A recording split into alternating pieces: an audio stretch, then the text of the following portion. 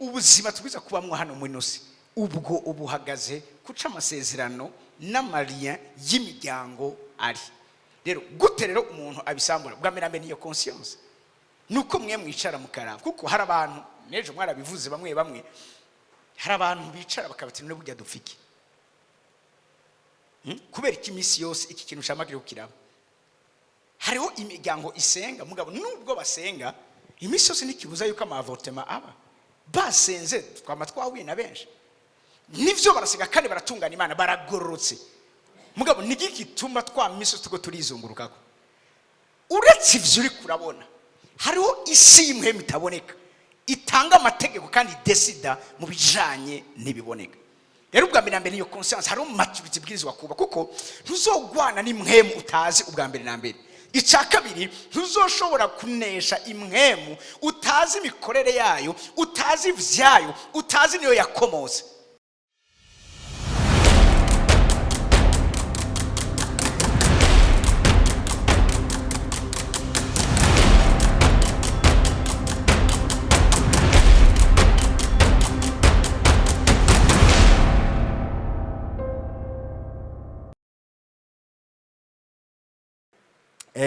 Reka nje kuri apotre ahanini ya abavuze kuvyerekeye abajeune guhitamwo, ariko reka atubwire kuvyerekeye ingo.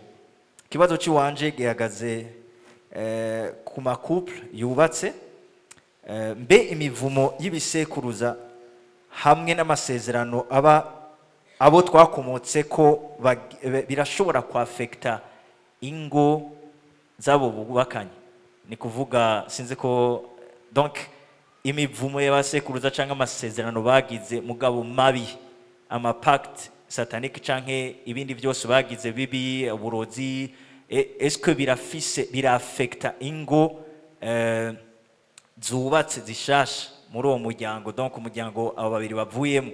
Ica kabiri ni gute boshobora namba vyafekta ingo zabo, ni gute boshobora kubisambura? Kugira ngo nishure ku kibazo bajeje kumbaza, teme ya yino conference iravuga ibijanye na impact canke ico amasezerano mu buryo bw'imwemu canke usi no mu buryo bugaragara ashobora kugira canke ingaruka ashobora gutera mu bijanye n'ingo.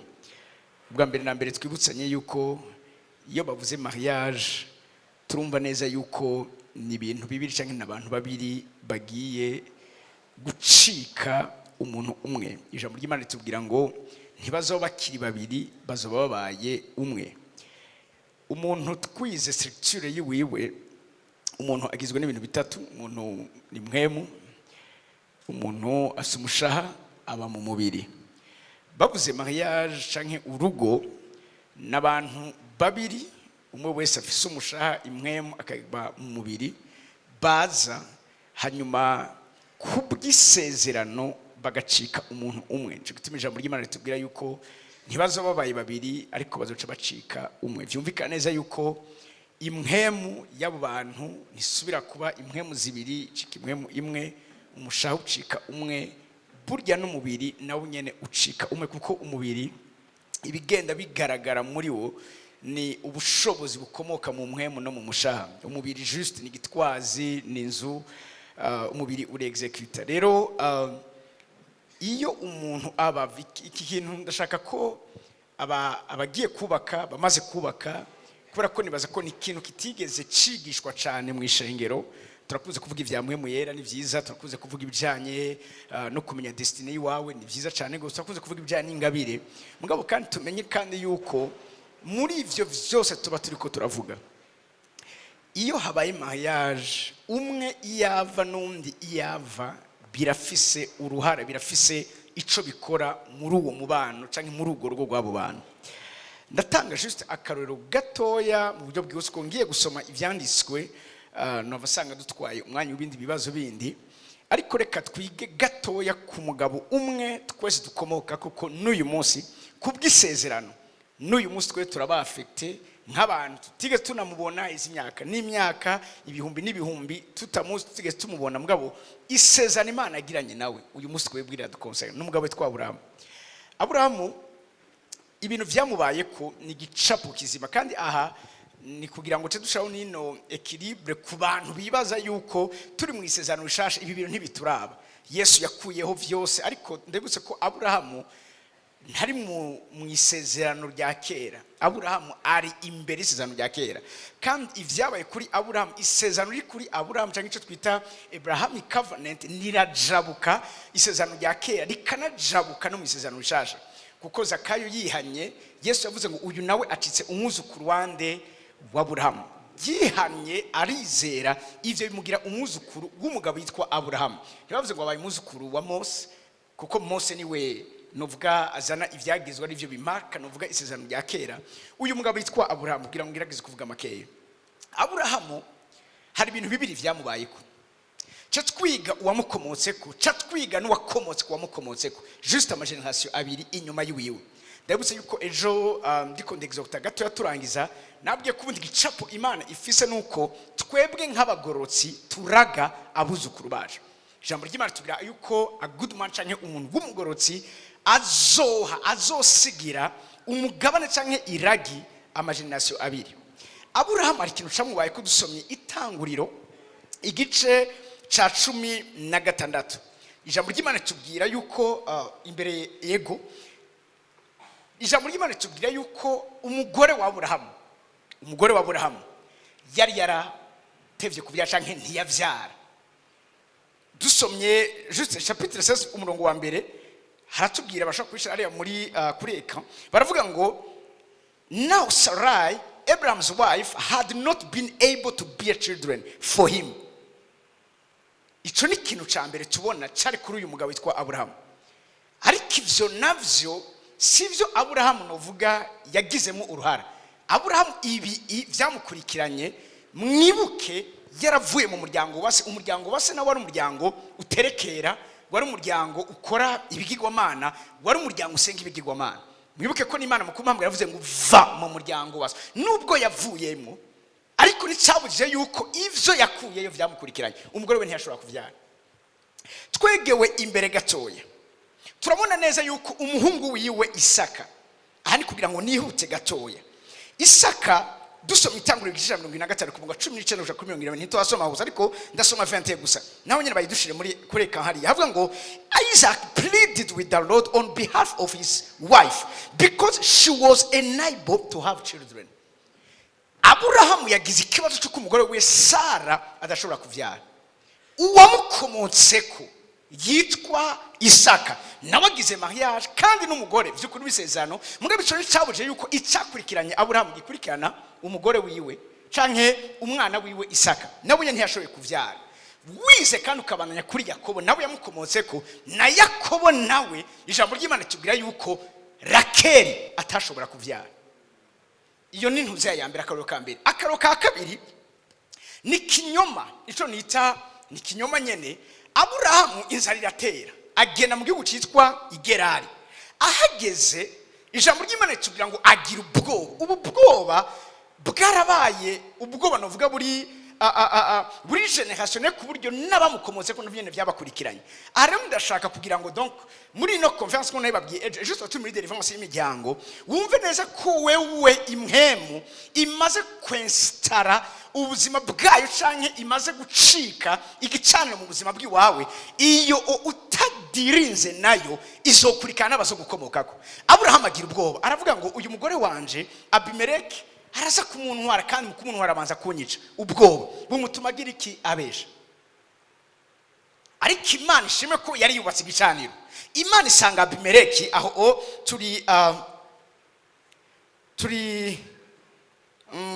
Itangura igice ca 20 urashobora naho nyene kubashira hariya kureka ntituza kubisoma kubera ko naho nyene urabona imyendiko ndavuga. Agira ubwoba abesha Abimeleki aramubwira yuko atari umugore wiwe kugira ngo ntamwice. Ariko Imana imusanga mu ijoro iramubwira ati uwo mugore ntabwo ari gwawe. Tugiye nyene Itanguriro nyene igice cya 26 ku murongo 6 batubwira ngo so Isaac stayed in Gerar, handi nyene Aburahamu yasuhukira aho hantu nyene n'umuhungu we yarageze. Sivyo gusa nawe nyene agira ubwoba ko mutwara umugore. Ikinyoma Aburahamu yagize n'umuhungu we Isaka nawe nyene yakigize, kandi bose ubwoba bagize ubwo Aburahamu yagize nibwo bwagize na Isaka. Duciye tuja kuri generation ya kabiri yamukomotse ko ari we Yakobo. Yakobo iryo zina ryonyene risobanuye umubesha. Icyatumye aronka umugisha yarabesha. Ubuzima bwiwe kwabaye kubesha. Sinivyo gusa ico gicaniro carageze kure ku buryo nawe ivyo yakoze bayimukorera. Yarabeshe yigira Esawu, yari Esawu atwara umugisha wari wagenewe Esawu. Nivyagaruke nga nawe ageze kuja gukorera umugore wiwe. Ijambo ry'Imana tubwira ngo nawe baramubesha, yari yakunze Rakeli bamuhareya. Ati mbwa kugira uronke Rakeli ukunda urakora indi myaka ingahe ino. Imyaka ingahe 14. Uravye no kugene bagomba kugabura amatungo bice mu bitungo bari bafise, naho nyene turabona ukungene Labani yamubesha. Yerezuma ko Imana yagize ubuntu ashobora kubasoka. Rero amasezerano y'imiryango arafekta ingo zacu. Aho ntarinze navuga vyinshi twigiye kuri bano bantu. Ubuzima iyo tuko turakora ama deliverance nivyo mambiri ko biraba aha kugira ngo kumburesha tuja kubazo ca kabiri. Iyo urongoye umukobwa canke iyo ufata engagement kuzotwara umukobwa kanaka, nturongoye ujya mubiri uri kurabona, urongoranye n'umuryango akomokako. Dusubiriremo ico kintu kirakaze cyane. Intambara uzogwana sizi wawe gusa, uzogwana nizi wawe. Kuko mvuge kino kintu ijambo ry'Imana tubwira yuko Abarewi igice ca 10:11 yuko ubugingo bw'umuntu buri mu maraso. Bavuze ubugingo baravuze l'âme, umushaha. Umushaha niho hagaze comportement, niho hagaze yamaye muso vya bindi byose, ni siège yabige bintu byose vyitwa ingeso z'umwana w'umuntu. Rero nimba muri mariage ayo maraso avangana, birumvikana neza yuko muri iyo mariage harimo ingeso. Ingeso ntituzikura gusa mu byo twe twihamagari, hariho n'ingeso tuba dufite. Nico bituma turafise abadoktori ngaha abaca bana bidufasha. Iyo umwana avutse hariho ivyo bita amakomozome. Abafise amakomozome akomoka kuri papa wiwe n'akomoka kuri mama wiwe. Nico bituma umwana bamwitegereje avuga ati aya mano ni papa wiwe ku Gasaka, izi ntoki turavye izi ntoki yo ni mama wiwe, hewe yatwaye akoko ka mama wiwe kubijanye n'intoki. Ngene atambuka ni kubera iki? Hari ivyavuye hariya n'ivyavuye hariya vyaje gucika ikintu kimwe. Nico bituma umuntu kugira ngo aba bantu bagize mariage basubire gusambura ivyo biriko birabakurikirana, nuko ubwa mbere na mbere bose baba conscient y'ibijanye n'ibiriko birababako. Imana majambo mvuge kino kintu urugo kugira ngo ushobore kugira amahoro. Mbabwire ibi by'ibicano n'amasezerano turiko turavuga, amasezerano azo kubuza kuja mu ijuru, mugabo nibigira impact mu buzima bwa misi yose ngaha kuri nose. Hari abantu bazoshika mu ijuru bameze nka Lazaro. Lazaro yashitse mu ijuru ari umukene, yabaye umukene ngaha mu isi, ariko si Imana yashaka. Imana yashaka yuko hano mu nose dukora neza Imana yaduhamagariye, ariko kandi no mu ijuru ibintu navyo nyene bikazobandanya bimeze neza. Rero ubuzima twiza kubamwe hano mu nose ubwo ubuhagaze kuca amasezerano n'amarien y'imiryango ari. Rero gute rero umuntu abisambura? Bwa mbere niyo conscience, nuko mwe mwicara mukaraba. Kuko hari abantu nejo mwarabivuze bamwe hari abantu bicara bakabatina no burya dufiki kubera iki misi yose iki kintu shamagire kukiraba. Hariho imiryango isenga mugabo nubwo basenga imisi yose nikibuza yuko amavortema aba basenze twama twahuye na benshi. Nivyo barasiga kandi baratungana Imana baragororotse, mugabo nigiki tuma twamiso tuko turizungurukako. Uretse ivyo uri kurabona hariho isi imwe mitaboneka itanga amategeko kandi desida mu bijanye n'ibiboneka. Rero ubwa mbere niyo conscience, hariho maturity bwirizwa kuba, kuko ntuzogwana n'imwemu utazi ubwa mbere na mbere. Icya kabiri ntuzoshobora kunesha imwemu utazi imikorere yayo, utazi ivyayo, utazi niyo yakomose. Ico gituma Yesu burya ziriya daimoni zamubwiye ziri muri wa mugabo yari mu masenga ati tureka tuje muri ziriya ngurube. Yesu arabizi neza ko ziriya mwemu iyo zavuye, ziriya mwemu ari mwemu zo mu mazi. Cyo gituma ziriya mwemu zisubiye mu ngurube cyangwa zigiye mu ngurube, ingurube zacu zija kugwa mu mazi. Yari abizi neza ko zimusavye gusubira iyo zavuye. ese impwemu muri ko muragwana mu muryango ziva hehe? Muri ko mugwana n'impwemu mwihamagare cyangwa muri ko mugwana n'impwemu ziyo mwakomoze? Hamasi nivyo hari gihe abantu biyangaje mu rugamba mbwa batazi umwasi wabo bariko baragwana uwari. Iki naco n'ikindi kintu gikomeye. Paul aravuga ikintu gikomeye ati nugururugira unirwinjiza mu bikorwa bikomeye, ariko abanzi banje baraka arabizi neza, arazi neza ko hariho iyo presence y'abanzi. Abo mugwana ni bande? Eske ivyo muri ko muragwana bikomoka mu muryango? Kuko urabizi iyo utazi udafite ama information akuye ku mwansi wawe biragoye ingene uzomutsinda. Nico gituma mu gisirikare bavuga yuko information ikomeye cyane kutamenya ibigwanishwa. Umuntu afise amakuru ari hejuru yayo ufise kuri we. Uyu munsi inosi tugezeko nta yindi ntambara ihari, intambara ya information. Igihugu kidisposa information ziruta ibindi cyo gihugu kiri hejuru. Natwe bwe mu bantu b'Imana tuguza kumenya neza ivyo tuko turagwana navyo iyo biriko birava. Ivyo tumaze kubimenya, ibisigaye nuko umuntu asenga, mugabo kandi nuko umuntu ubuzima bwiwe twaravuze ejo abutanga nk'ikimazi, mugabo sivyo gusa nuko ukora ibirenze ivyo warusanzwe ukora, kandi ukagenda wanariza ku mwanya yuko ariho changement, hariho resultat uriko urabona.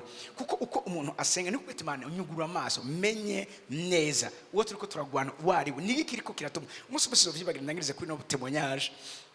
Yari umwana w'umukobwa yajanzwe ko turakorera amasengesho. Hanyuma nivyo turamusengera, yarafashwe n'amara, hari presence y'Imana, hari ubwiza bw'Imana, afatwa n'impwemu mbi. Hanyuma aravuza induru, baramusengera nanje mama wamusengera, ya daimoni kavuga ngo biranse ko tugenda. Toni kuvuga none ko twabiruka ni mugende nazo turanse, biranse ko tugenda. Kubera iki daimoni ziri faible zishobora kuresista, muga biranse ko zigenda. Nja ku ruhande mbonye umwanya tumaze turushe nabo twari turi kumwe, ninginya Imana ati Imana mbwira igituma iyi daimoni ivuga ngo biranse ko tugenda, niki kiboshe, nikituma itagenda. Burya mu bijanye no kuboka no kugwana nk'amapfundo ifo kumenya uwapfundiza iyo pfundo no kumwena rifundurura. Imana kirambwira ngo igituma izi daimoni zanse kugenda ni kubera isezerano ryabaye mu kuboko kwiwe kw'iburyo mu kiganza ciwiwe. Yahuye, Imana impama information irambwira yahuye n'umukobwa w'umumizirimani, hanyuma yari afise tatuwaje mu kuboko kwiwiwe, ariko yagiranye isezerano na Satani yuko niyaza kuramusa umukobwa akavuga amajambo aza kuvuga azoba amuriye, azoba muboshe, azoba mutanze, azoba mugize imbohe. Imana kirambwira ati rero genda ufate kujya kuboko kiya kiganza ciwe ciburyo, ushiremo ikiganza ciwawe, hanyuma usambure aya majambo yavuze. Twari tumaze amasaha vyanse kiyo daimoni igenda, kuko kandi iri faible yananiwe yaneshejwe mugabo biranse kigenda. Ndamufashe ikiganza, ndabwira abandi ntimumpe akanya gatoya, ndamufata ikiganza, ndavuga nti wahuye n'umuntu ameze nuku yavuze amajambo aya naya, ndasambuye iri sezerano ryabereye muri iki kiganza ciburyo. Ntikivuga iryo jambo, cyari gikobwa kinini yiya 58 giga diske tu ngandi bazi oya nta uri ngaha. Yarafashe nkikimufata, yarafashe aranyishikura, avuza induru, ava ngaha yiprojeta nkariya, acaragwa hasi, acamera nk'utaye ubwenge. Abantu ngo Keva aramwisha, kandi nivyo amengo nyene yapfuje. Mwe nti oya nimubireke, arabohotse. Mu mahera kanya inyuma yaho canamu sura kandi amusenga mwe nti ndashaka uvyuke. Aravyuka, hama turya turaganira. Twatumaze amasaha mugabe cagiye gutuma abohoka ni information namenye ituma iryo pfundo ridapfunduruka. Rero nabitegura kugwana nayo marias banzu yamenye ubwa mbere na mbere. Rimwe na rimwe mpora nkunda kubwira abantu iyo baje maderiva nkambwira nti eske urazi ivyabaye mu muryango wawe, urazi kaise ku muryango wawe, urazi vyakoretse atavyuze. Hari ibyo tumenya tubajije, hari ivyo tumenya dusenze. Rero ivyo byose umuntu abishize hamwe bimutuma umuntu agira intsinzi kubijanye no gusambura ayo masezerano agenda kwikira. Amen. Numva umengo birakomeye cyane. Cye nibuka inkuru y'umukozi w'Imana araho yeko aratubwira kuvyerekeye ibyo by'ibicaniro. Mwumvise ikibazo, yishuye ibibazo byose kandi yavyishuye neza cyane. Ca mbere hari imivumo igukurikirana. Aburahamu yararonse ibimukurikirana, bija kuri Isaka, bija kuri Yakobo. Donc ico ni cambere. Ca kabiri, kugira ngo bisambure nuko uronka information. Iyo nkuru iraho nuko umugabo w'Imana byaramufata ngo yarakunda kurya ibinuma abana bato. Abonye umama ahetse umwana yaca inyuma akamurya ikinuma. Rero baba bagumva akana kariko karaburoga, ati uyu mwana aragorana kumva hari umuntu yamuriye ikinuma. Rero atamenye yuko yari umuvumo uriko uramukurikirana wo kujyana ibinuma biragora, azomara abantu barya ibinuma, kandi petetre n'umugore we bashobora kumurya ikinuma kuko ntazi impamvu. Rero birakenewe cyane gose yuko uronka information y'ivyo biba mu buzima bwawe. Aho cangira ko ikini naco twavuze ku miryango yuko hari ibicaniro bitera imiryango, ugasanga kubera muhuye hari ibicaniro biba byabateye cyangwa amasezerano yabaye abagira ko impact. None utarubaka, eske nta bicaniro bitera abajeune n'imbere yuko bubaka? Ntibikunda yuko botegwa namba bihari. Eske nta yindi nzira yo kubi navuga gute, yo kubikuraho, yo kubitsinda imbere yuko umuntu ashika kukubaka akagira urugo rwiwe? Birakunda umujene arashobora kuba afise ibicaniro atabizi, hamugasa kugira ngo abantu ntibazorindire ngo tuzomenya ivyerekeye ibicaniro nitwashika mu rugo tubona peut-être ibyo twagiye turavuga, ibyo bari ko baravuga, ukuna mutariko murumvikana mutazi impamvu mumvikanye. Ariko mwe umujene ubwiwe nta bintu byo mutera namba bihari. Eske si vyiza yuko yobanza kwanza kubimenya akabikuraho n'imbere yuko yinjira muri mariage? Nta ngaruka nziza yo kubikuraho imbere yuko yubaka urugo rwiwe? Mudufashe. Ubwa mbere nambere ibicaniro bifite icyo bivuga ku muntu wese, atakuraba ngo ni kategori y'umujene canke y'umuntu yubatse. Icyo nabivuze gatoya, uko biri kose nubwo umuntu aba ari umujene akomoka muri famille, arafise ahakomoka, arafise abavyeyi nubwo bataba bariho yarabakomotse ko, arafise abatante, arafise abaoncle, arafise abakuzana, arafise abakuzine. Ni kuvuga ngo we nyene ubwiwe asanzwe afise ivyo wari karagwana navyo mu rugo. Nuko urumva haje izindi ntambara zindi, uri wenyene wagwana ivyo wawe, mugabo urumva ugiye mu rugo hagiyemo n'ivyundi. Rero nibazika naco gituma ino conference tayiteguriye gusa bubatse harimo abantu bose n'abajene barimo, kugira bamenye neza yuko ubwa mbere na mbere ivyo bagira no conscience y'ibijanye n'ubuzima bwabo. Ntuje gukwegera undi muntu, vyo biryoshe cyane umuntu abohotse atarakora iyo engagement y'urugo.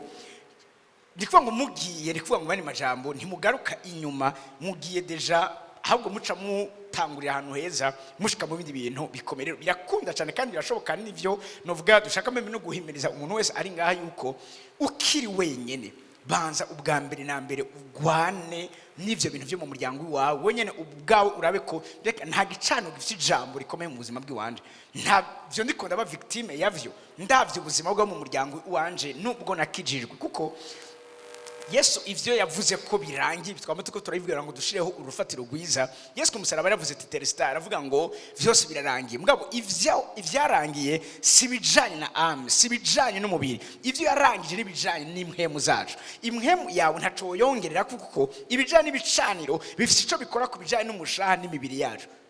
Rero kuva mu mani majambo umuntu ivyo abimenye ataraja mu rugo ni vyiza cyane, kubera ko urumva atunganije ibintu hakiri kare. Niyashika mu rugo kumbure uwo bazohura nimba batabitunganije peut-être azogwana nibiva iwabo, mugabo urumva ko kubimwerekeye azoba ari kiti. Rero n'uburyo bwiza no bwo gucungura n'umwanya ko umuntu atangura kuhangara navyo imbere yuko ashika no muri mugabo. Nuko benshi za gusanga baramaze kuyangaja, abandi bari mu ngo ivyo batigeze babimenya, ugasanga hari vyamaze kononekara. Mugabo abakiri batoya canke abataragira amamayaje, mwebwe mufise avantage nini cyane gose kuruta abamaze kuzigira badafise buno bumenyi, badafise zino information turiko turaba.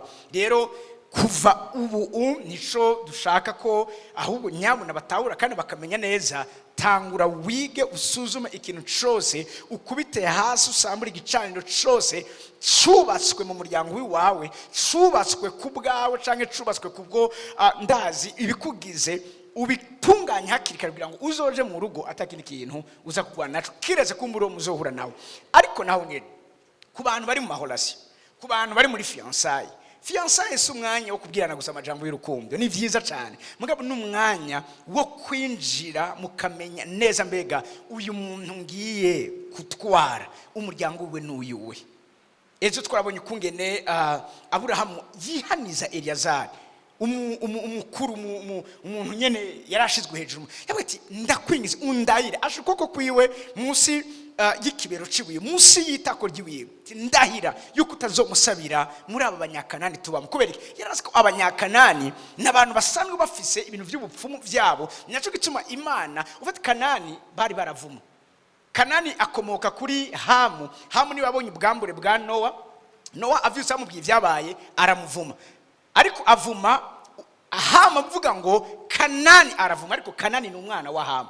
Icyatumye Hamu atavumwa nikora ko igihe Imana yaza kubiyereka aje kubaka igicaniro Nowa bavuye mu bwato umwuzure wakamye, ngikintu cabaye Imana bahaye isezerano bose bari ku gicaniro. Vyumvikana uko ahari gicaniro ikiza cyose gitandukanye ico gicaniro kivuga nta effect kiza kugira. Niko mu bundi Nowa yari kuvuma Hamu kuko ni babonye ubwambure bwiwiwe. Mugaje vuga ati Kanani aravume. Kanani nini? Kanani ni umwana wa Hamu. Kubera iki Hamu umuvumo utamufata? Hamu umuvumo ntumufata kubera ko hari n'isezerano rindi rimukingira ryo ku gicaniro. Igihe Nowa yubaka igicaniro hari Nowa n'abahungu biwe batatu, Hamu, Shemu hamwe na Jafeti. Uwo mugisha niryo sezerano ryaje bose bari ku gicaniro. Igicaniro mu byo kijejwe harimo kuturinda no kuzigama isezerano riba ryakoreze. Nico gituma ntivyakunda ko umuvumo wa Nowa ushobora gushikira Hamu. Kubera iki Hamu ari protege, Hamu arakingiwe n'igicaniro. Mugaze vuga ati aravume Kanani. Nico gituma abantu bose muri Bibiliya tubona Imana bavuga ati nzobaha igihugu ci Kanani, nzobaha igihugu ci Kanani n'uwavumwe. Uravyumva? Kanani n'uwavumwe. Aburahamu asaba ati unyemere kutazomusabira muri abanyakanani tubayemo. Aramubwira ati sawa, kandi Imana izojane nawe. Iki rero sinikumbure ko onyemerera nkaca ndakigira ko kugira ngo bamwe batahure. Tugende mu Itanguriro igice ca 21. Je mumbabare ngo mvuge gatoya mpagaze. Changaruka mugabo ni icari kandi. N'ivyawe. Muranyemera iminota 3 gusa? Yego. Nuvume ngo nicaye hari byo nicaye ko. Kandi mwaje kugira ngo nyene muvyumve. Numva ameni meze neza. Niko wote twaye gufatira nta kibazo ni wumva ushaka kuyikura. Impa Itanguriro wahamaye. Turabe gatoya ino passage. Urabe igituma ibi kubimenya bizoguha inonge d'avance ku bandi muza muri kumwe. Aburahamu abarira umubwiriza we mukuru wo mu rugo rwiwe yabwiriza ivyo yarafise vyose ati enda ushira ukuboko kwawe munsi y'ikibero canje. Ndakurahize uhoraho niwe Mana nye n'ijuru, niwe Mana nye n'isi, yuko utazosabira umwana wanje. Amuhaye igikorwa cyo kuja kumurondera umugeni, mugara muhaye ama instruction. Vyumvikana neza ko nimbere yuko akazuru karabesha ubwiza bwo kumubiri. Bibiri ivuga ngo ntaco bumaze. Urazi gituma ntaco bumaze kubera ko ivyo nivyo bigukanga ubwa mbere. Mugabo usitse mu rugo uzoza gusanga sakazuru kubaka, sumubiri wubaka, samataye yubaka, simakiyaze yubaka. Engene banda aba bantu Koma mashikame. Ugeze mu rugo uzoza gusanga bwa bundi uwo nari nkeneye n'umuntu ankompleta, uwo nari nkeneye n'umuntu anyumva, uwo nari nkeneye n'umuntu afata amaboko, uwo nari nkeneye n'umuntu tugwanana. Kuko umwana agwaye nusa kuvuga ngo none bwa bwiza bwa bwisho bukoze mutanguye guhutishwa n'ibitandukanye, ntaza kugufashisha amashuri n'amadiploma afise n'igifaransa n'icogeze. Ni vyiza ko babigira, mugabo ivyo birafise aho bigarukira. Amuha maestro vyumvikana neza ko abo tugiye kwiyangaje nabo abajene muri ngaha mugende mufise ama instruction kwiye. aho bari kuvuga amen reka mbandanye oya garuka inyuma ndakurahiza urugo niwe Mana nyene ijuru niwe Mana nyene isi yuko utazosubira umwana wanje umugeni mu banyakanane abumbamwe ababamwo mugabo ntashaka kubatwaramo turi mwisi mugani tubiza gutwara abisi. Amen, amen, amen, amen, amen.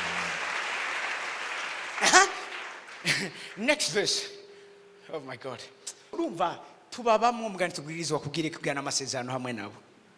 Ntukangwe n'ivyo uri kurabona. Reka twegegwe imbere gatoya. Ariko kuzoje mu gihugu cacu muri bene wacu. Ariho uzosabira umwana wanje Isaka umugeni. Ibi ngira muravyumva. Mugabo mumviriza igituma Aburahamu yensista kuri no instruction. Umviriza. Uwo mubwiriza aramwishura ati kumbure uwo mwigeme ntazokwemera ko tuzanana muri kigihugu none bibaye bityo none bikwiye gusubiza umwana wawe mu gihugu wavuyemo ndamusubize yo wavuye iyo yavuye naho nyine nta mahoro yarariyo kandi Imana yamaye isezerano hehe ikanani niwe yagize iki igihugu cy'Ikanani cyari cyaratanzwe niryo sezerano niyo yari promise land niryo yari terre promise Aburahamu aramwishura ati uzuzira kaziri ntuzusubize yo umwana wanje impamvu ni kubera iki mu murongo ukurikira uhoraho Imana nyene ijuru umwe yankura mu nzu ya data ariko aramwibutsa haraho navuye kubera yamuvuye hari amasezerano yarariyo amasezerano yose avuga ikinyuranye n'icyo Imana ivuga ayo ubwirizwa kuyagwanya no kuyashira ku iherezo mu izina rya Yesu. Haleluya.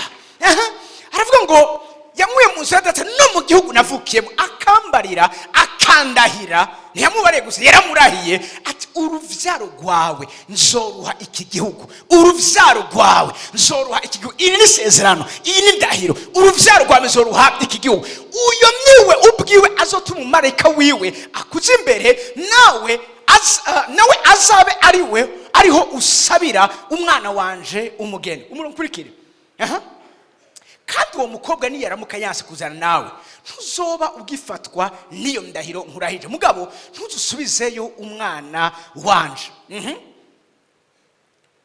Turajeje okay nuko umubwiriza ashira ukuboko munsi y'ikibero cya sebuja Aburahamu amurahira nkuko ivyo biri mu kirundi niba mai aya mantuzeya amadetail nari nkeneye nkayo bampuri biyanje y'icongereza ariko icatuma tamusabira mu banyakanani abamwo kwari kubera abazomukomokako ni kuvuga ngo shwayi wawe irafise impact izogira ku bazogukomokako.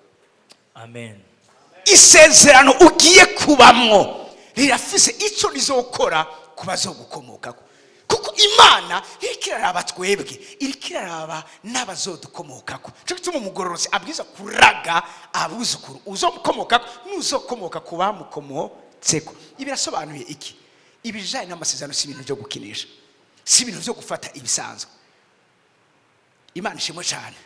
Ikizokugarantisa urugo rwiza sikindi ni gicaniro c'umuryango. Amen. Amen. Imana ishimwe cyane. Amen. Ni gicaniro c'umuryango ikizokugarantisa kurambana ni gicaniro c'umuryango.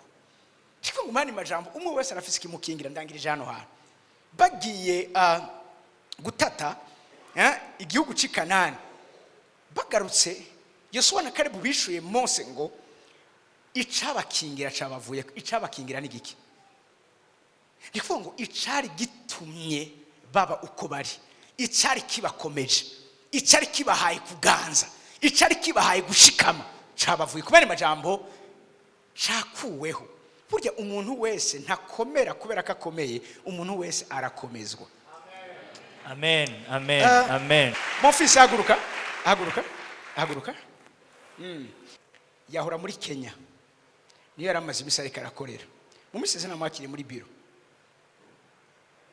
yaganira n'umuntu ivyo biri kubiracamo cyane kugezwa hejuru afite bwa buzima bw'indoto z'abandi. Hari gibona umuntu ari karaba mu ndoto office kuvuga ati wow izo ndoto nari mfise wowe zirashari indoto ariko undi ni realite y'ubuzima bwiwiwe. Hamara gendera mubaza ati nashaka umbwire igituma umerewe neza mu vyurimo mu Kiswahili yamajije juu ya nini uko na mafanikio. Undi acaramubwira ngo kijana, jeune homme. Simbandaye mushaka umuntu wege simbandaye mu Kiswahili. Mugabo numva ngo biriko biraza amavuta bandaye. Okay, mu izina rya Yesu ndarize ngo mbandaye. Amina. Mugabo ikibazo nuko cyo nabisigura. Aramubaza kijana. Sindi ko ndakirondera. Bababarire basigurire kuko biragoye. Turi kumusaga. Umviriza. Aramubaza munyumvirize gatoya. Aramubaza kijana. Unasimama kwa madhabahu gani? Rindira gatoya. Madhabahu ni gicaniro. Muriko muranyumva? Aramubaza uri ku gicaniro ikihe? Ushaka kumenya igituma ibyanje biriko biragenda neza? Nibanga ry'igicaniro. Uri ku gicaniro ikihe? Aramubwira ati ibi vyose uri kurabona ni sezerano ryo ku gicaniro. Ntubone ibi uri kurabona ibi ni ingaruka z'isezerano ryo ku gicaniro. Uri ku gicaniro ikihe? Rero dufise abana so nigeze gusengera ngo amajini yaraje aramurunguruka. Bari Dubai yagiye kurangura. Ngo acabwira umugenzi we ati ujya mugenzi wawe ari defenseless, ari vulnerable, nta defense agira. Ati n'umuntu mwiza mugabo ivyiwe nta hamwe vyubakiye, nta musima mu bifise, nta fondation bifise. Ori fondation ko turavuga ivyo dushaka ni igicaniro. Urabizi neza ko uri ku gicaniro icoza cyose ntikizokunyiganyiza, parce que ubuzima bw'umuntu bukomezwa kandi bushikama kubera igicaniro. Baramuba nico camukuye muri Kenya. Aha yaje kuri iki gicaniro kugira ngo agire iki asubira ronke inkomeze kumusubiza kugira ngo aje guhangana n'ibiriyo. Amen. Rero sibijanye na twebwe gusa nibijanye n'abacu. Kandi nubwo tuza kubaza ibindi aba mugabo jewe nibaza ko nzamvuze bitari bikeye. Genda muri Nehemiya. Nicaye umengo ndavyicayeko. Muranyihangana uhagaze ntushobora kuba ubihagazeko. Ndabihagarariye. Nehemiya igice c'icumi. Mabwire buri muntu wese ave hano afise ibi vyiyumviro. Sivyo? Buri muntu wese ave hano afise uko gutahura, afise uko kumenya neza. Ubye ni 4 verset 10. Ni 4 verset 10, sorry. Masa barido baravuga ati bati abikorezi bacitse intege, hari ibishingwe byinshi ntigishoboye kubaka uruzitiro. Kandi abagwanizi bacu nabo baravuga bati ntaco bazomenya cyangwa ngo bagire ico babona kugeza aho tuzobubirira tukabica ikorwa cabo kigaca kiburanga. Numva abandi barafise inama, barafise imigabo, barafise imigambi, bariko barategura kubijanye n'abantu bariko barubaka runo ruzitiro. Mugabo hari abantu mu buzima bw'Kristo abandi baricara bakiyumvira ivy'iwawe, bakiyumvira ibijanye n'inyenyeri ziwawe, bakiyumvira ukungene bakwiba inyenyeri ziwawe, bakiyumvira ukungene bagusabota, bakiyumvira ukungene bakunaniza. Kuko mvuge kino kintu hano muri inosi ntugire ngo ni ikindi kiriko kiraba. Hano muri inosi hari urudandazwa, kandi urudandazwa abantu benshi batazi ruriko ruraba ni urudandazwa rw'imibiri n'urudandazwa rw'imishaha. Aha muri inosi muraza amasoko adandaza impuzu. Mwana ngo ndabwire yuko aha nyene muri inosi hariho amasoko adandaza ibijanye n'imibiri y'abantu, hari amasoko adandaza ibijanye n'ubugingo bw'abantu. Numva amen imeze neza. Amen. Haleluya. Amen. Haleluya. Aha mwisi mwana ngo ndabwire yuko ayo masoko ikiyafasilita n'ibicaniro.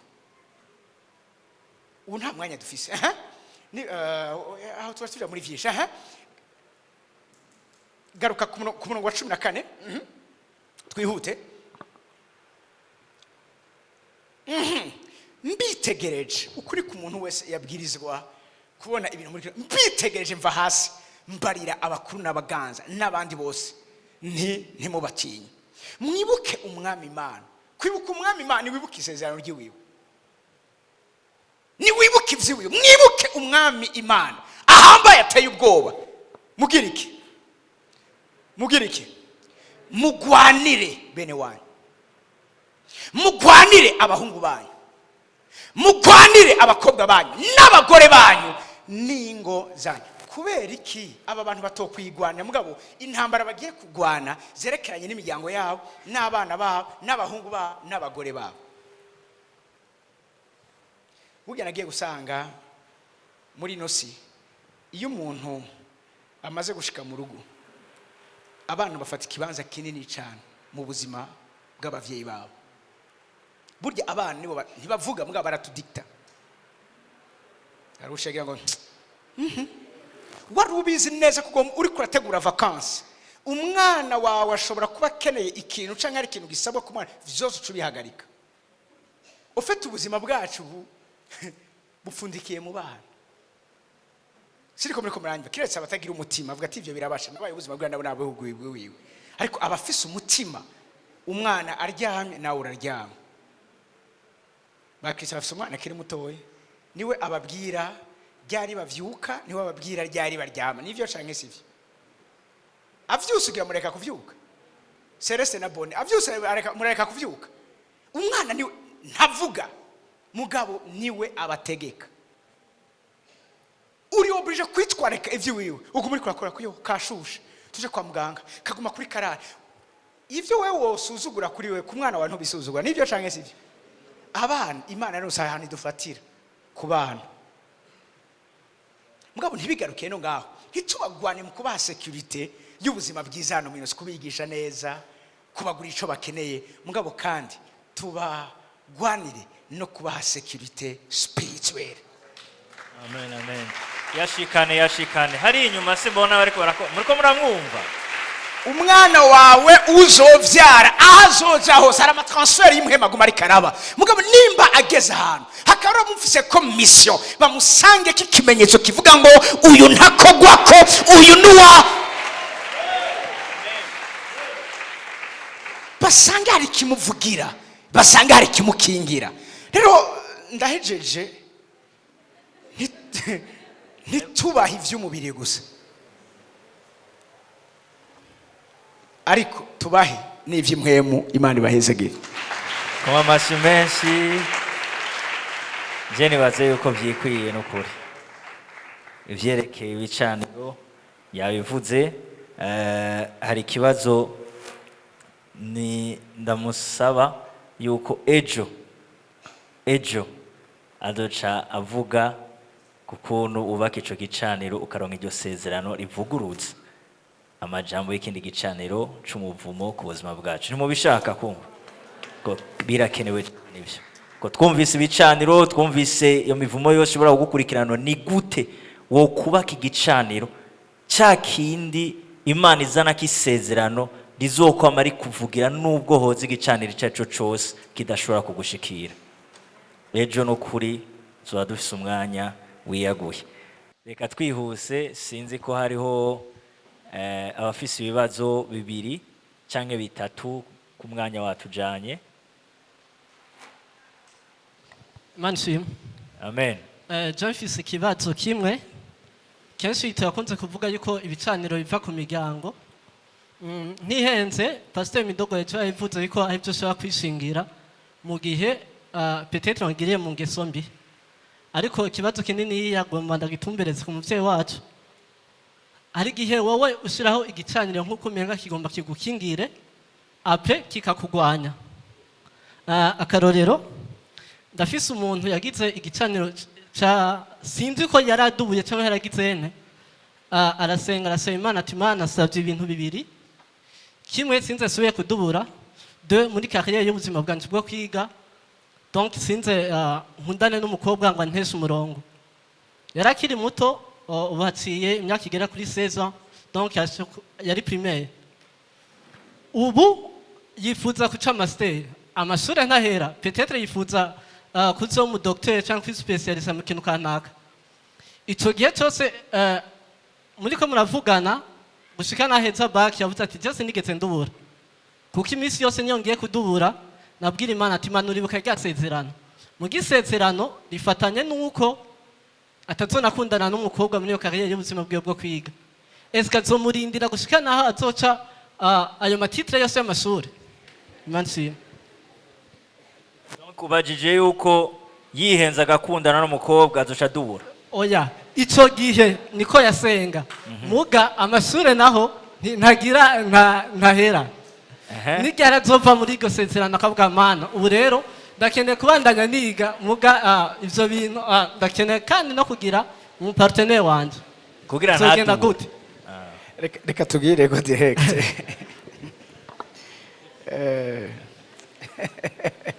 Bo sinibaza ko ico gicaniro kiko kiramugwanya,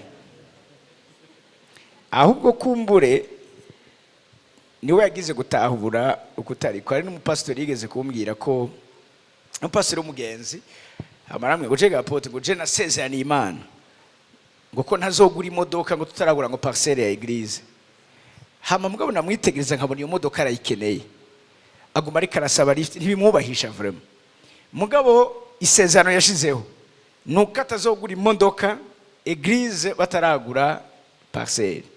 Turamubwira no fait hari ivyo tuvuga mu kutamenya, mugabo iyo umuntu amaze kumenya Imana yacu ni Imana igira imbabazi. Namubwiye nti birashoboka ko wa ico gihe niko kuri yaragezemo, mugabo ico uyu munsi arimwo cyangwa ico ariko uyu munsi araba kiramusaba ko ateza kuba afise déplacement, kuko déplacement kuri wico gihe cyari kintu nyene kigaragaza nyene ko uri muri luxe, mugabo déplacement si luxe muri kino gihe ngira mwese murabizi.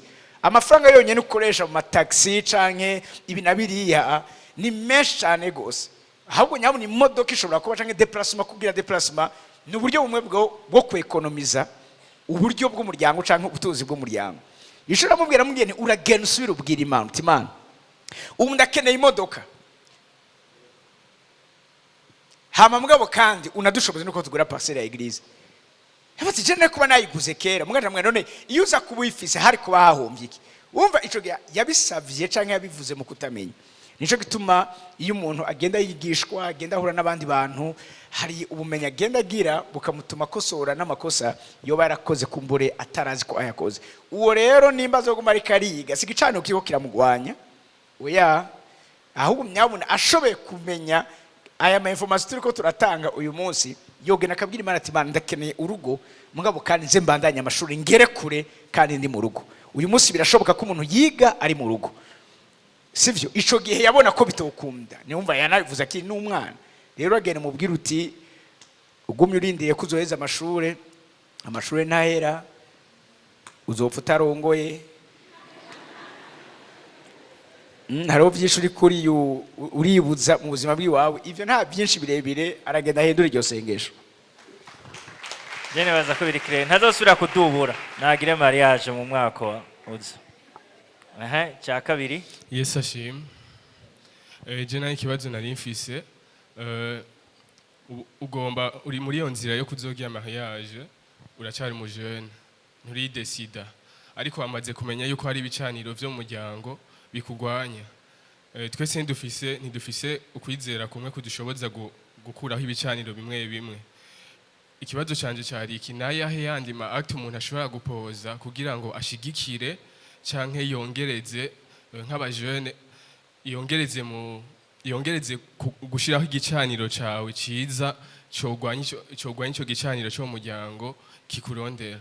Uzoze ejo azovyigisha. Avandernye hama wabo ndi abaza ikibazo canje kiri kuri Mark 8 verse 72, aho tubona Yesu yasengeye umuntu biba ngombwa akamukura mu gisagara amujana mu kindi. Muri Biblia y'ikirundi bavuga amufata ukuboko amukura mu mihana, mbwa Biblia y'icyongereza bavuga out of the village. Rero nashaka kubaza kuvyerekana n'igicaniro c'igihugu, igicaniro gifata waratwigishije igicaniro gifata igihugu canke gifata quartier namba nihe canke novuga ikibanza. Ico gicaniro gikugwaho nande canke ninde afise ubushobozi bwo kugikuraho? Kuko ndafise témoignage Nairobi, narabonye igicaniro gihari kandi gikomeye cyane. Hari abantu bitwa ba macokora barara kwibarabara, abo bantu niba babuze ahantu barara. Hari igicaniro cyo kwiranda ku buzima, umuntu akarara kwibarabara adafise ikintu na kimwe kimuraje kwibarabara. Narabonye abantu baza kubatora veut kabazo ni kubikura kwibarabara ntavyo nzi gituma ndara kwibarabara. C'est-à-dire hari igicaniro cafashe ico gihugu abantu barara kwibara batazi umuntu akiranda nyene akabona katana kimwari. Nacize igicaniro c'igihugu kuko mwaratugishije igicerekanye n'igicaniro c'ahantu. Nashaka kubaza ni ndafise ubushobozi bwo gukuraho igicaniro c'igihugu. Murakoze.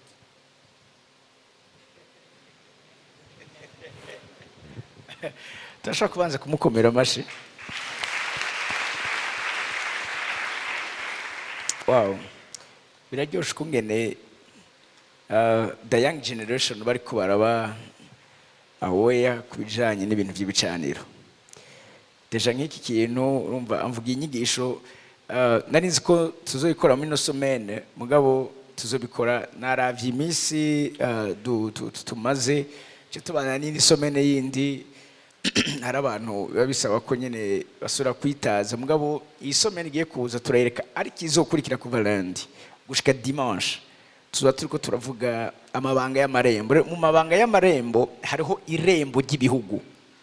Rero aha ufite umvugiye passage aha niho nzoba ndiko ndavuga kubera iki iyi mpumyi Yesu atayihumuriye aho yayisanze. Hanyuma kandi kubera iki Yesu biritubwira ngo nuko in Nazareth aho yavukiye ngo he could not perform miracles, ariko agiye Nazareth abantu bagatangura gukira juste acinjira mu gisagara. Nivyo birici tubwira ngo hariho ngo abantu bo ngaho umva nyene bari bazi karo kwanuze, ariko ntivyari bijana familiarité gusa. Igicaniro umuntu nivyo ashobora kutamenya neza ko ari gicaniro mugabo hariho ama expression akwereka ko ari presence y'igicaniro ahantu. Ni nkibareka avuga vy'ibikomere umuntu ashobora kuba atazi kakomereze mugabo umwitegereje umuravye ivyo akora hari bikorwa akora bigaragaza ko umuntu akomeretse. N'igicaniro nyene uko nyene kimeze. Hari abantu batamenya ko ahantu hariho presence y'igicaniro mugabo ibikorekera aho hantu Yesu bidakunda kakorera ibitangaza. Hari igicaniro kiri aho hantu kubera ko iyo mpumyi yabenze kuyitwara hanze bikora ko ivyari biri aho hantu yari afise umwanya wo guhangana navyo kandi siyo ari miso yiwe uwo mwanya, ariko harabo yabisigiye. Ivyo rero no bivuga ubu mugabo kandi mvuge yuko abantu bahabwa imana ico twita ama mentors atakinda jejwe nabo twita aba gouverneurs spirituels. Nzoro umwanya kubivuga Paul nico yarari tuzoro umwanya kubivuga mugabo urumva sinovishura ubu wewe urumva cyo numva kutaragira gusubira muri Kenya usubire kandi wige kandi hanyuma ugende ufise inkomezi zikwiye, ariko tuzovuga ibijanye n'ibicaniro vy'ibihugu. Hama ni bande bahabwa ayo mamanda yo kugira ico bakoze kuri ivyo bicaniro by'ibihugu. Saba ari bo bose n'abantu bafise ama ranks, n'abantu bafise ama grade, abantu bafise notoriété bitavuze ngo n'umukozi w'Imana uwo ari we wese mugabo n'abantu ngaruke kuco twako turavuga bafise irindi sezerano rindi, ico nita isezerano ry'amasezerano. Rero ivyo tuzobivuga ico gihe, ariko Imana iguhezegeye deja no kukivuga abari ngaha barumvise yuko hariho ibintu bidashobora gukundira ahantu. Ni ngo umwaka hari umuntu yigeze gusengera yarafise igicaniro kimutera amavotemo, yari amaze gukorokesha inda. Ico gihe nagiye iwiwe ageze kunda 9 mamba atari 11 sinavyibuka neza. Hama turasenga yaba mu Gihosha, hama ico gihe Imana nambwira ngo bakire muri ino nzu ntibashaka kuzoronka umwana. Imana ibaha instruction yo kwimuka, bapfuye kwimuka inda yakurikiye umwana yarabayeho. Donc hariho iyo umuntu ari karamenya ibijanye n'ibicaniki osi hari ibicaniro vy'uburere. Hama rero iyo utomboye nabi akaba atamuntu nyene yahawe umutamana wako karere uravyumva nyene ko hari kitoroha. Donc satani araza kiba kica gatikiza agakora ivyo ashaka mugabo Imana ishime ko ko turahabwa no mabanga biri mu bizotuma Imana duhagurutsa nk'abubatsi b'ibicaniro vy'uburere n'abagouverneurs n'abaveilleurs abasentinere b'ibicaniro bizotuma abacu n'imiryango yacu igirirwa neza. Kera baba bavuga ngo kumusaga nta ciza cyo hava, ariko no kuba deja turi ngaha inyuma yacu hari ikintu cy'urukundo nicerekana ko kumusaga ari biriko birava. Inaseseka. ni ugezweko hasi urabibona oya yajanishije no munsi kameme ifuka ikibazo Imana ishimwe. Ikibazo ushobora kubaza nshaka gucerekeza kuri rapotwe nyene naho ambwira kubaza ejo.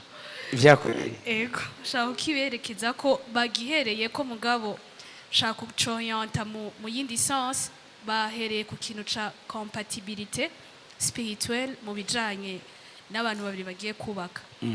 Deja la science irerekana yuko sabantu bose bashobora kubakana. Mu docteur ari ngahangira ngo tuzomu mwanya bitubwire kubera ko iyo hariho ibintu bimwe na bimwe bitagiye en place bitera abo bantu kuvyara abana bafise ibibazo byo mu mutwe peut-être byumvikana neza ko men spirituellement numva umenga ico kintu gishobora kuba gihari nuko gusa dushobora kuba tutabizi. Ndatanga karorero gasanzwe uyu munsi turi mu ishengero umukobwa ari ngaha agize mariage n'umuhungu wo muri CLG numva umenga nta kibazo kinini cyane bafise kubera igicaniro bigishirizwa ko icarico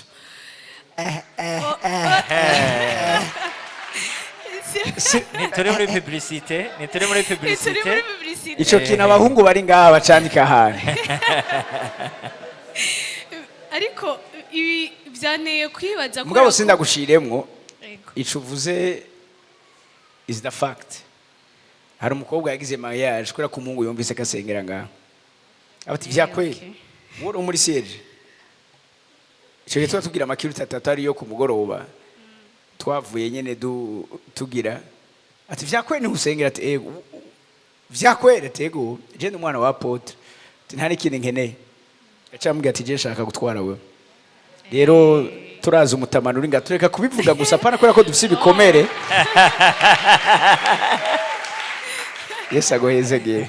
Amen. Ariko iki cyane kwiyumvira cyane kubera même si turi abakristiya bari ngaha turaza ama polemique menshi cyane y'ibintu by'ivyizegwa. Sometimes nawe wumva ukavuga uti oh c'est quoi ça? Hari abantu aho hanze peut-être baca mu bihome, je sais pas si c'est légal spirituellement. Mugabo I'm wondering ujanye n'umuntu uti niwigeze ufatira cyane ku bintu bijanye n'ivyizegwa. Peut-être kuba akijijwe byari biri bon kuri wewe kugeza igihe mugeze mu rugo akaca kubwira ngo tugeze muri wa mwanya mwiza wo kuguruka turaguruka biragenda peut-être c'est devant même shobora kuba ari même devant y'ikibazo kiri très sérieux mugabo kubera yuko twebwe hano ego twagiriye ubuntu hari ama principe twigishwa si s'agit des finances baratubwiye yuko hari ukuntu Pastor Alice yabitubwiye ejo ko sometimes igicaniro c'ama finance bagihondesha ibigira 10 n'ibiki mugabo uyundi he's ready to fly ntuzi niyo mugira mu flying muja hama osi numutwe w'urugo let's take kwa umuhungu uri oblige kumwubaha no kumwumvira muga umeze gucya uri like turagenda mu gihugu bigenda neza iby'ama finance ntuzi ahantu mugira mu flying muja shaka juste ushireho urufatiro nk'umuvyeyi wari no yerekwa nk'abana bari hano kumbure bitegurira gutwagwa n'abandi bantu bo hanze quelles sont les bases mu bintu bijanye sorry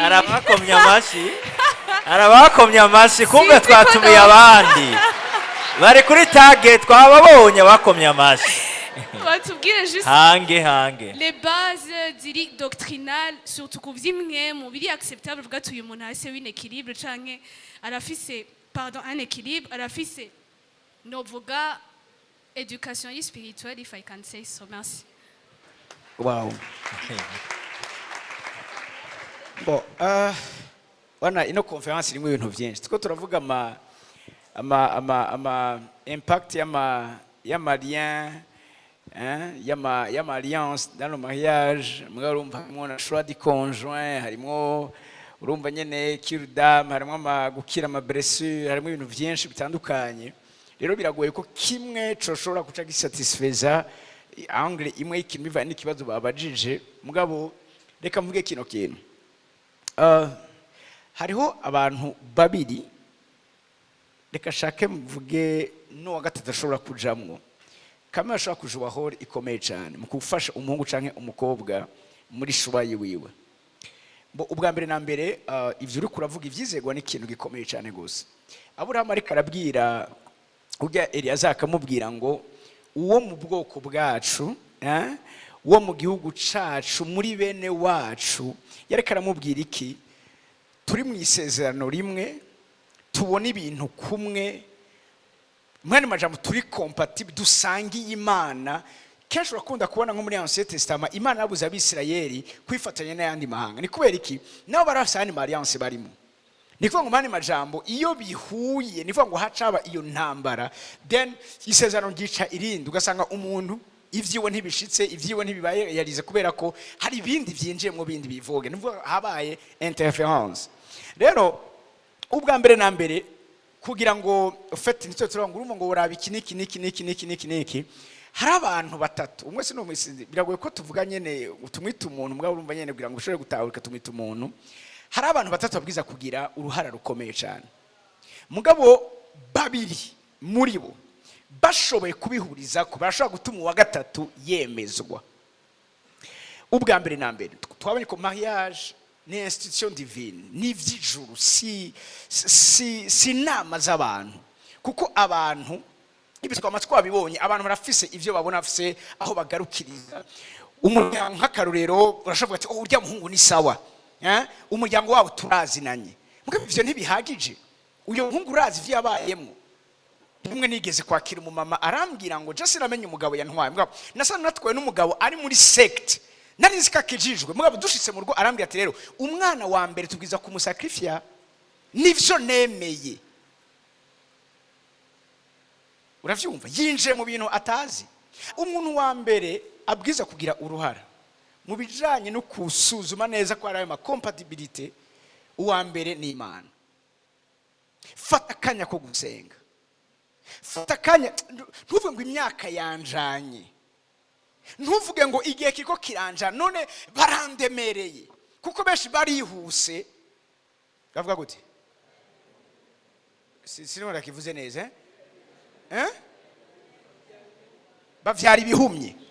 Uravyumva? Kwihuta mu Giswahili bavuga amavuta Giswahili yaje cyane umunsi arakaraka ina baraka, mugakomera amashago kantu ukunda kavuze neza cyane samfuta ugashiramwo melody byojyo. Uravyumva? Imana ubwa mbere na mbere fata umwanya, uwo muntu wowe uri kurabona Imana irazi atarabaho, irazi, uravyumva, inkomoko yiwe, irazi vyiwe. Rimwe umuntu umwe araza nariko ndamufasha, arambwira ati je umuhungu ndamukunda, mugabo sinzi nguma numva ikintu kimbuza kuja kuri we. Arambwira mfasha, namwe reka dusenze. Imana irambwira ngo uyu muntu nibabana, uyu mugabo azoca apfakara.